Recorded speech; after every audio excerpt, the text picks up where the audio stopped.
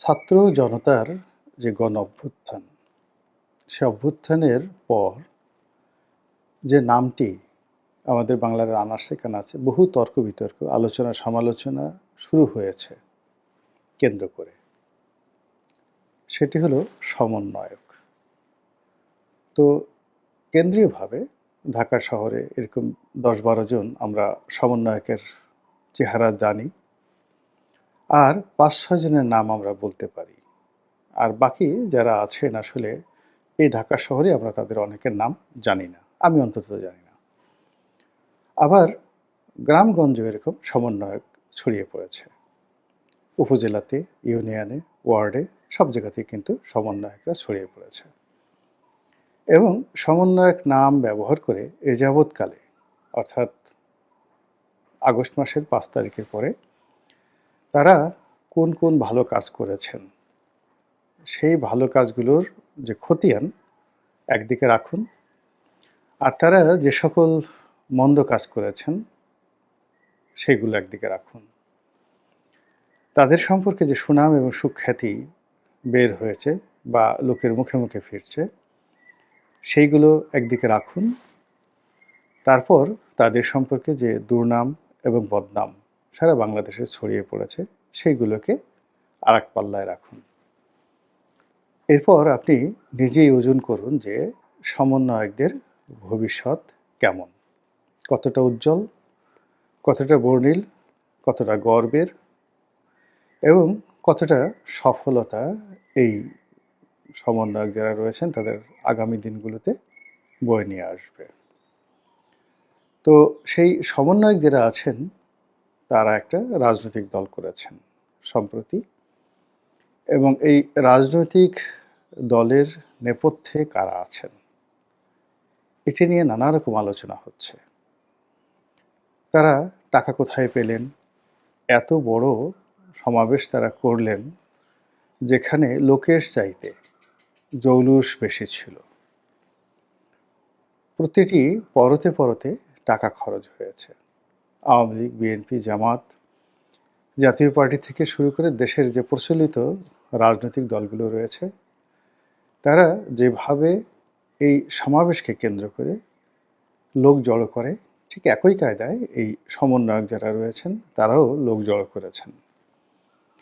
এখানে যারা এসেছেন মূলত তাদেরকে ভাড়া করে আনা হয়েছে একেবারে স্বতঃস্ফূর্তভাবে, যারা আদর্শে উদ্বেলিত হয়ে বা আদর্শে উদ্বুদ্ধ হয়ে কিংবা এই আন্দোলনের সঙ্গে সম্পৃক্ততা জানিয়ে এসেছেন। এরকম সংখ্যা হাজার হবে কি না আমি বলতে পারবো না, আপনারা যারা উপস্থিত ছিলেন তারা বলতে পারবেন। তবে মানিক মিয়া এভিনিউতে যে লোক সমাগম হয়েছে, সেই লোকগুলো শহরের বাইরে থেকে এসেছে এবং তাদেরকে বাস ভাড়া করে আনা হয়েছে।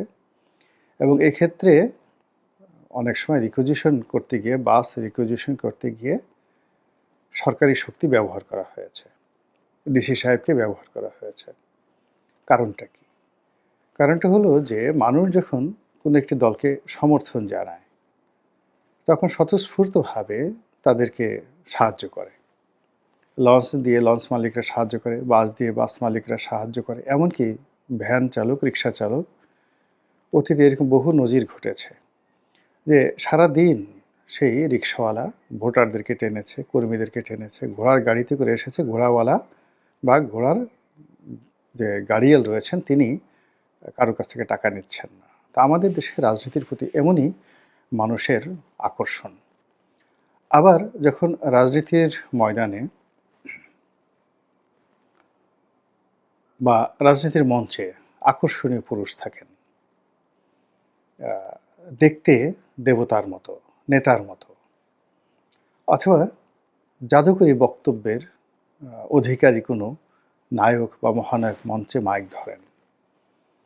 আমরা আগে শুনেছি যে নূরে আলম সিদ্দিকী, তারপর জনাব তুফায়েল আহমদ, তারপর আরও অনেকে, সেই কে এম ওবায়দুর রহমান, শাহ মোয়াজ্জেম হোসেন, ওনারা সবাই অনলবর্ষী বক্তা ছিলেন। বঙ্গবন্ধুর কথা বাদ দিলাম, তার কর্মীদের মধ্যে স্বাধীনতা পরবর্তী বাংলাদেশে আমরা যে কয়জনের বক্তব্য মন্ত্রমুগ্ধের মতো শুনেছি, তাদের মধ্যে বিএনপির আসাদুজ্জামান রিপন ক্যাম্পাসে খুব চমৎকার বক্তব্য দিতেন, অসাধারণ বক্তব্য দিতেন। ছাত্রলীগের ফজলুর রহমান সাহেব অসাধারণ বক্তব্য দিতেন। ওবায়দুল কাদের সাহেবের বক্তব্য খুব আর্টিস্টিক ছিল। আর মূল রাজনৈতিক অঙ্গনে জাতীয় পার্টির মিজানুর রহমান চৌধুরী, বিএনপির ডাক্তার বদরুদ্দোজা চৌধুরী, তারপর আওয়ামী লীগের জনাব হাম মানে মেয়র হানিফ সাহেব হিসেবে যিনি সর্বাধিক পরিচিত, জনাব হানিফ অসাধারণ বক্তব্য দিতেন। এর বাইরে মাহমুদুর রহমান মান্না, তার বক্তব্যের জুড়ি মেলা ভার।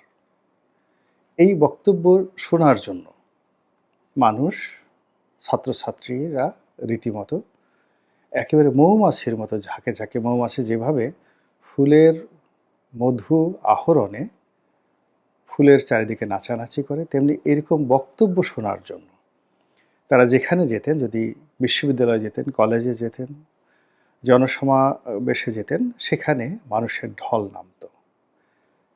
যারা আসতেন তারা হয়তো অনেকে সেই রাজনৈতিক মতাদর্শর সমর্থক নন, কিন্তু তারপরও কৌতূহলবশত সেখানে যেতেন বক্তব্য শুনতে। আমি অনেক সময় জাতীয় পার্টির অনুষ্ঠানে গিয়েছি বি চৌধুরীর ভাষণ শোনার জন্য। তারপর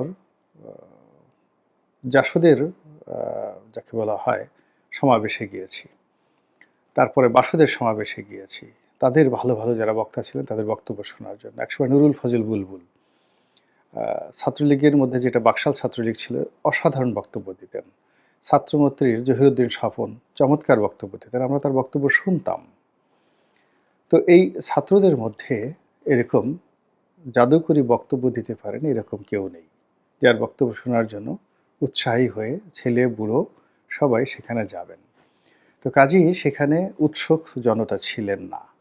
যারা ছিলেন তারা একেবারে দলের ডেডিকেটেড, আর যাদেরকে আনা হয়েছে বাসে করে, অন্য সবাই যেভাবে আনে সেভাবে আনা হয়েছে, এবং তার পেছনে একটা বিরাট অর্থের যোগান দিতে হয়েছে। সরকারি প্রেশার এখানে একটা বিরাট কাজ করেছে। এবং সবার শেষে এই যে একটা অনুষ্ঠান হলো, সেখানে যারা ছাত্রনেতা, তাদের বডি ল্যাঙ্গুয়েজ, তাদের বক্তব্য, এগুলো নিয়ে অনেক আলাপ আলোচনা হচ্ছে।